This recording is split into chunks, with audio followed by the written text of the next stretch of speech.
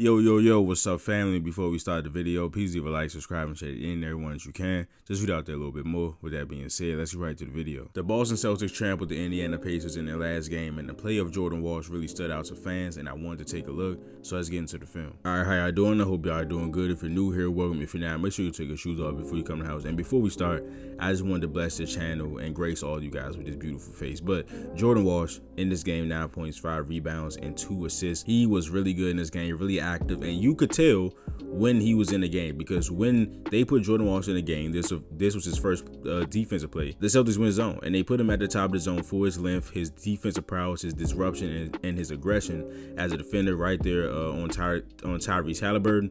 They pass it off. He switches back up top because it's a zone, and his zone has a lot of man principles also. But the Celtics ran it to perfection in this game, and the first possession is an air ball. And again, I love the man concepts in this Celtics zone, because traditionally in a 2-3, right, the sweet spot for an offense is the free throw line, which Thomas Bryant is going to now.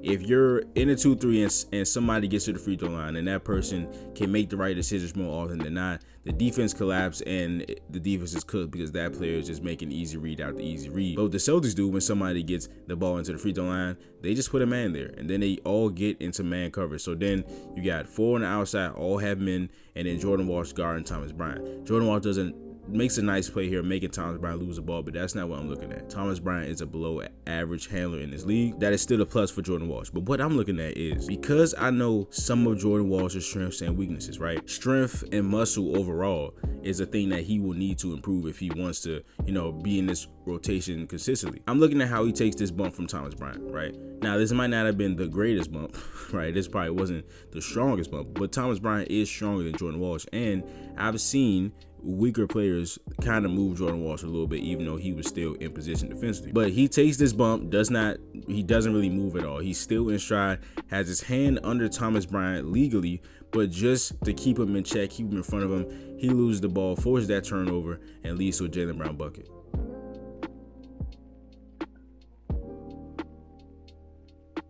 And if you're making an argument for Walsh's rotational minutes, this is a great help to that cause, being able to take and make these threes alongside the starters. We saw the fluidity of his jumper improve in the preseason, and here's setting the screen, getting out to the 3, and knocking it down. And this aspect of his game to me is what makes me think that the Celtics always give him a chance. Not always give him a chance, but when the Celtics do give him a chance, it's stuff like this, like putting this on film as a 20-year-old. Like, it's not shooting, he plays good defense, but the little things that make the Celtics great, these corner crashes. Jordan Walsh crashes every single time. And if you're able to put this on tape, even in possessions where you're not going to get the offensive rebound, because I have those in here too, because those are also important, just the fact that he's always doing it and he's not taking the possession off. His offensive rebounding crash skill is insane.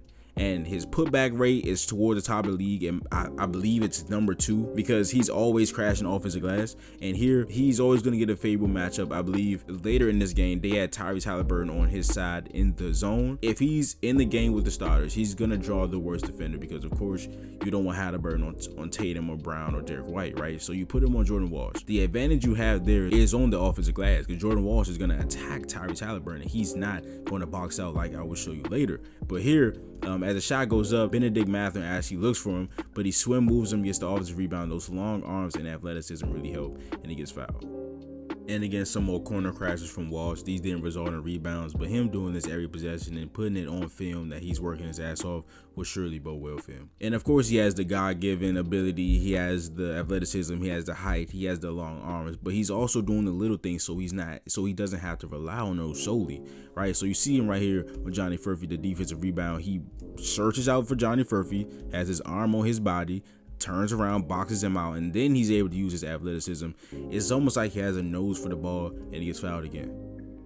And here we got Jordan Walsh hitting another 3, and I like how this shows the Celtics resetting their spacing. I believe this might have been an offensive rebound, I'm not sure, but you can see how as Pritchard begins to dribble, Jordan Walsh and Sam Hauser, they all go out to the 3-point line, resetting their spacing. And of course, you got the cut by Luke Cornett, drawing Johnny Furphy in, and the eyes of Jarris Walker being in the paint. Jordan Walsh gets his second 3.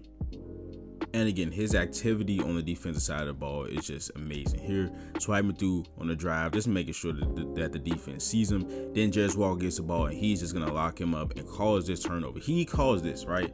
Him being able to stay in front of Jarris Walker, making him turn, make him do that. He stopped because he couldn't get past Jordan Walsh. That allowed Jaylen Brown to come from behind and pickpocket him. Of course, he's going to finish that because he's Jaylen Brown. Then we go down, and Jordan Walsh, as a help defender right here, coming from the backside on offensive rebound and swatting the ball out of bounds. And again, another offensive rebound with those long arms, athleticism, just goes right over top of Thomas Bryant.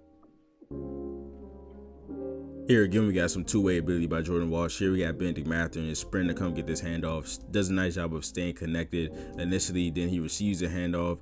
Does a nice job of keeping his hands up, not fouling. Luke Cornett helps on the drive. He, again, knows for the ball, gets the rebound, and does a phenomenal job of being patient on his fast break and doing the right thing. When you have numbers, you need to make the defender choose. He dribbles all the way into Quentin Jackson, then passes out to Drew Peterson, and he knocks down a three.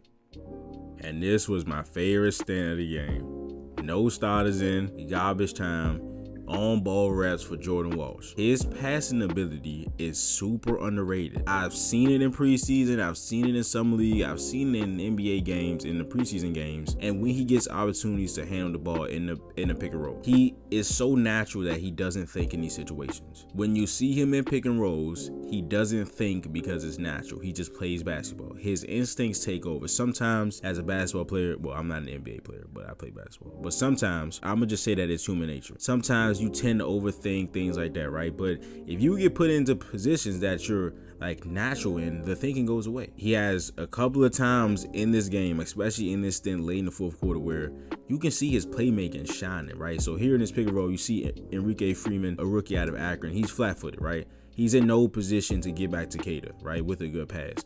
Walsh, with his offhand, puts it right where Cater can get it, and he eventually finishes. Okay, before I press play on this video, I need everybody to know that I'm not crazy, okay? Now, there are instances where you see in the past where I've had videos with knives and a batarang and brooms. Just know that those were for a reason, and that I'm not crazy. So what I'm about to say next, when I play this play, please do not think I'm crazy. Jordan Walsh gets a pick and roll, and watch this move. Can you tell me the first play that pops in your head? Who does he look like? Who does he look like? Please tell me. Who did that move just look like?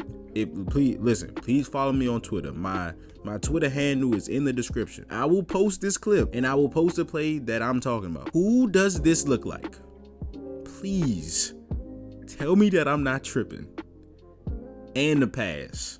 Xavier Tillman FC, we might be back up, baby. But these stints where Jordan Walsh can get reps as a handler are so telling because he's not thinking. It's natural, right? The throw over that. I'm not gonna say the name because I want to see what y'all say. But god damn it, this Jordan Walsh, you done earned some stuff, man. Oh, I'm sorry. Play not even over. And then we get back on defense. Does a nice job. His calling card at this moment, the defense on Quentin Jackson. A very quick handler, very good handler. Almost pokes the ball loose. He gets the steal. But that is the video. If you enjoyed it, please do a like, subscribe, and share it in everyone as you can. Just read out there a little bit more. And I will see you guys in the next video. This is Nick. Peace.